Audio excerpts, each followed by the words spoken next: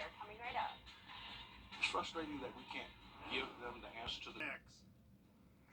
Time now for a first look at our weather, and meteorologist Jenna Petracci is here tonight. It was a pretty clear night. I had to run out really quickly and came on back in. Not bad. Yeah, can't complain. No rain in Augusta. We have seen some showers today, but they've all been focused down in our southern counties.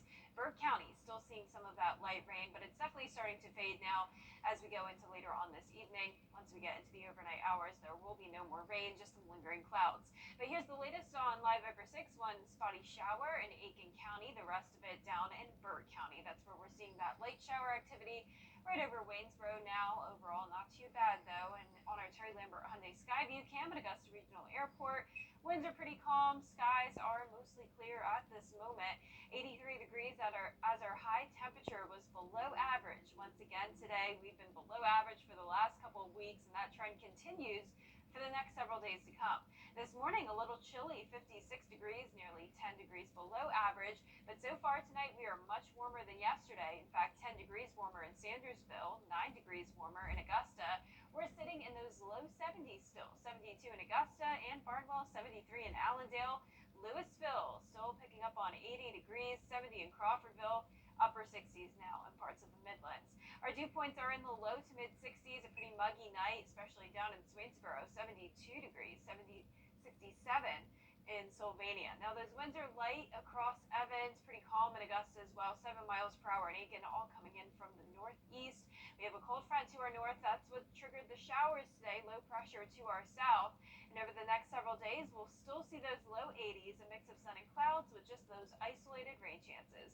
I'll have a full look of your forecast coming up shortly, but back to you, Dee. All right, Jenna, thanks so much. We'll see you then. Cybercrime has your most accurate forecast with WJBF Live Wjbf 6.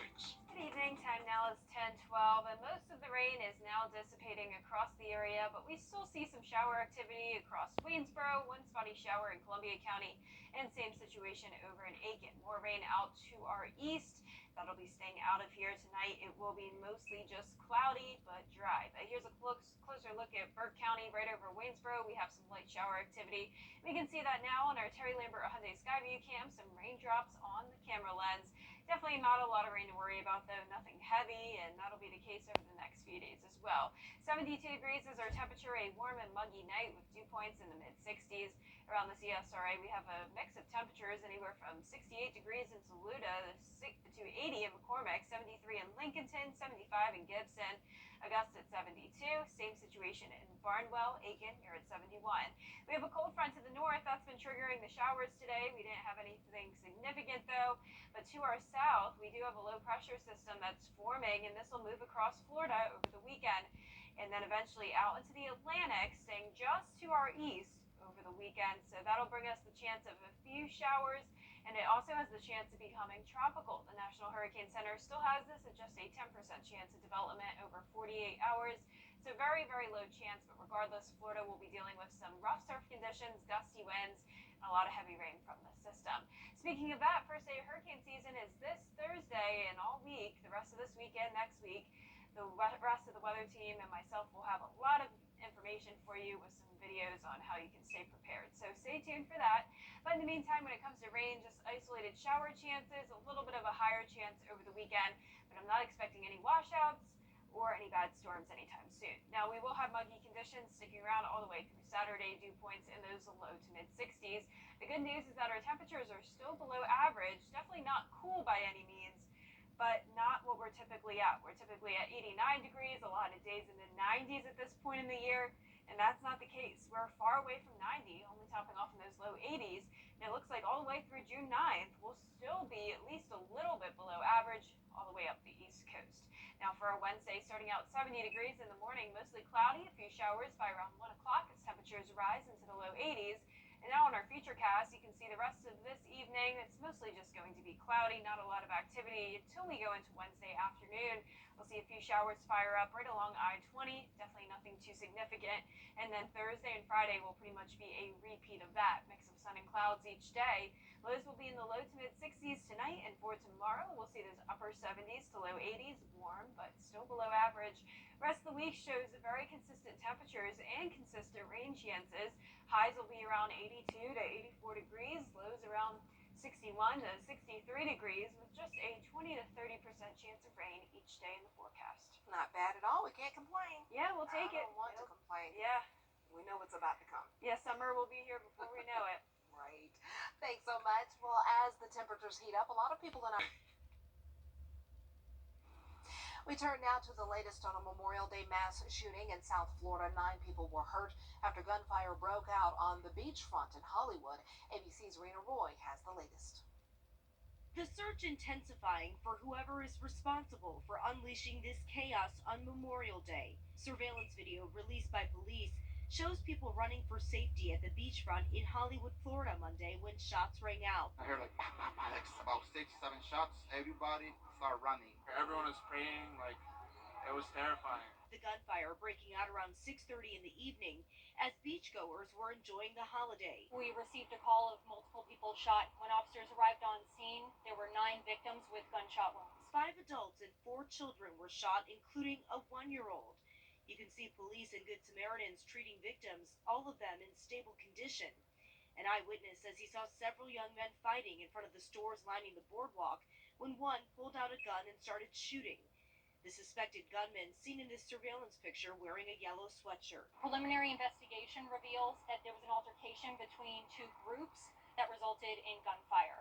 Right now, we do have 1 person of interest detained, and right now we're also searching for an additional suspect. This was the 262nd mass shooting this year alone, according to the Gun Violence Archive. And in Chicago this weekend, police say at least 47 people were shot in different incidents, 9 of them fatally. Rena Roy, ABC News, New York. If you're a medical, Wjbf News Channel 6 wants you to join our team. We're looking for talented applicants in a variety of fields. To see a current list of job openings, visit wjbf.com/work-for-6. Join our team today. The most watched news station in the CSRA, News Channel 6. And last but not least, a family in California is safe and sound after the family dog chased off a coyote that was trying to kidnap its brother.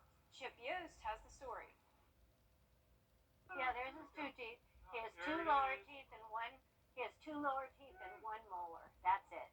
At first blush, you might not think 11-year-old Vinny would stand a chance against a coyote.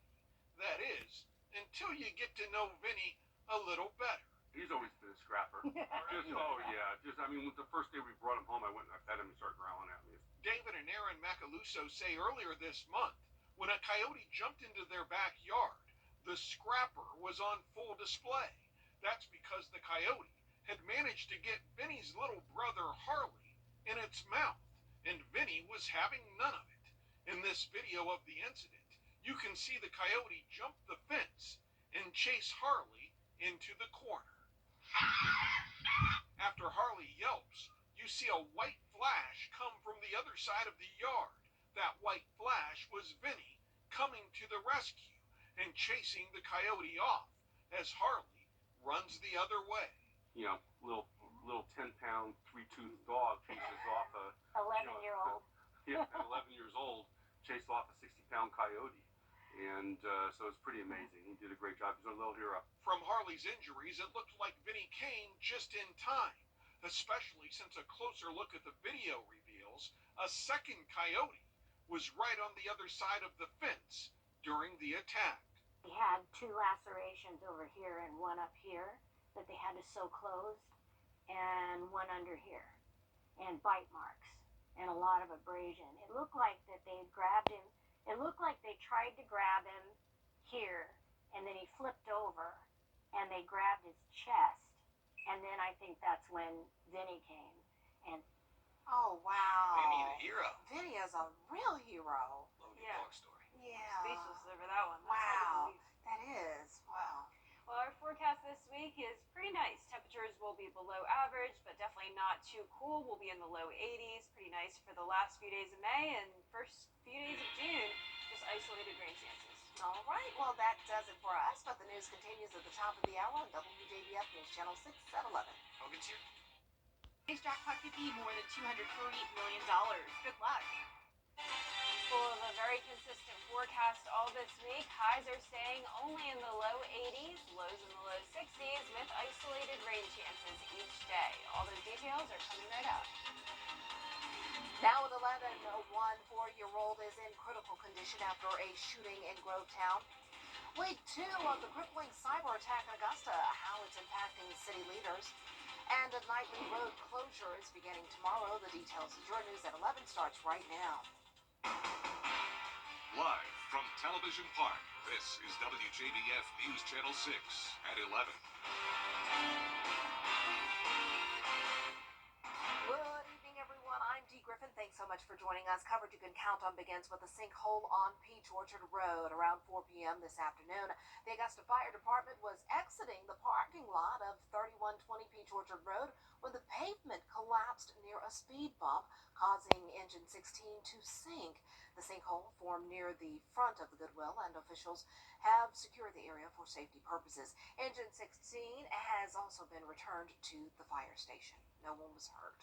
Well, the shooting in Grovetown has left one child in the hospital. The shooting happened on Sterlington Drive. Investigators say the child's father, 24-year-old Davion Daniels, allegedly placed a gun on the floor before leaving to take a phone call. The child picked up the gun and shot herself.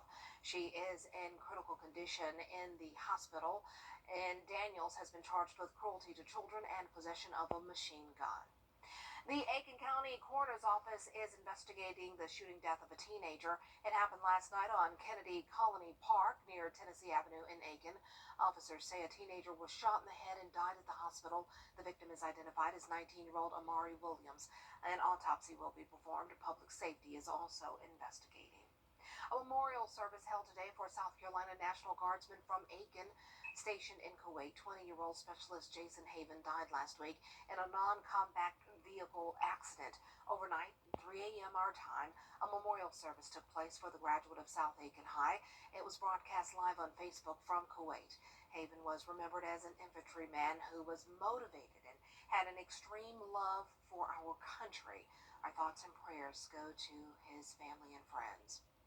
Well, time now for a first check of the forecast with meteorologist Jennifer Petracci, and I stepped out between newscasts this evening to run an errand, and it was a really nice evening, very clear. Yeah, I'm very comfortable outside. Really not a lot going on in Augusta. We've had some isolated showers over the past several hours, but nothing widespread. No bad storms or anything significant. Here's the latest on Live Viper 6. We did have one isolated shower pass by the metro, a little bit into Aiken and Columbia County as well, with some light rain down in Burke County starting to dissipate. Here's a closer look at the Augusta area. One shower right over Martinez, another shower with some brief heavy rain over Appling, and then same situation over in New Ellington. Really nothing bad though, really can't complain. Here's a live look at our Terry Lambert Hyundai Skyview cam in Waynesboro. They just had some light rain come through, some wet roadways over there. Today was a nice day temperature wise, made it to 83 degrees, another below average day. Not too cool though. So a little bit of something for everyone, really not bad for this time of the year, not nearly as hot as it typically is.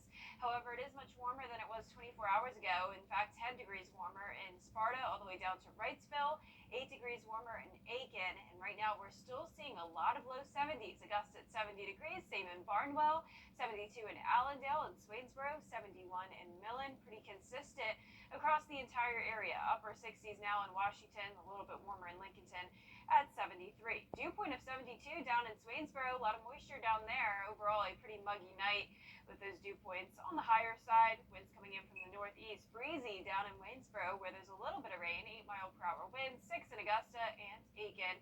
Pretty calm now in Evans. So we have a cold front to our north. That's what triggered the showers today. And as we go into tomorrow, we'll slowly see those isolated shower chances. Temperatures are staying the same. We'll be below average all week. Low temperatures or high temperatures in the low 80s with a mix of sun and clouds each day as well. I'll look at your 10-day forecast coming up shortly, but back to you, Dee. All right, thanks so much, Jenna. We'll see you in a few minutes. The intersections of Flowing Wells Road and Columbia Road will be closed starting tomorrow night. Crews will expand that intersection from 2 lanes to 4. A median and turn lanes will also be added. County engineers say the project will help traffic, which has increased due to population growth. It's a densely populated area with a lot of residential housings along with some schools. and it's in a urbanized area. So the more Martinez grows up, the more Columbia County grows up, the more that added capacity is needed on that roadway. The road will be closed on Wednesday and Thursday nights from 8 p.m. until 12 a.m. with temporary lane shifts throughout the day. This is also part of a bigger project that is expected to finish by the end of the summer.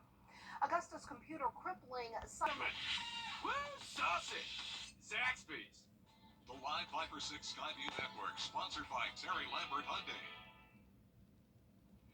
Now, your most accurate forecast with WJBF Live Viper 6. Good Tuesday evening. Over the last several hours, we've been tracking some isolated showers. Same situation now, nothing widespread and no thunderstorms.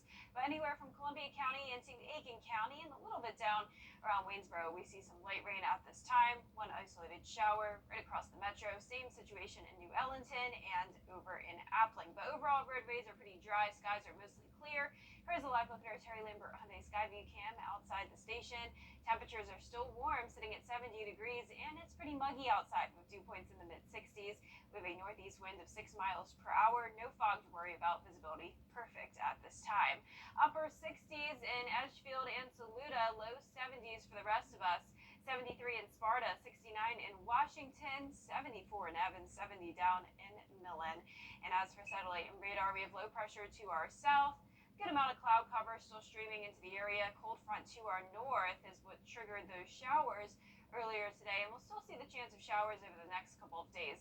We're also watching something that could potentially impact us over the weekend. Definitely will bring some impacts to Florida. It's this low pressure system down in the Gulf of Mexico that actually has the chance of tropical development. Now, it has a 10% chance over 48 hours, so that is very low. But regardless of that tropical development, it will still bring some high surf conditions, some very gusty winds, heavy rain, and storms all across Florida over the weekend. Now, then it will drift into the Atlantic Ocean and should be staying just to the east of us, but it's possible some of our southern line counties could get a little bit of rain. Now, speaking of that, first day of hurricane season is this week on Thursday, and the WJBF weather team will have a lot of information and preparation videos for you this week, all the way into next week as well. So stay tuned for that.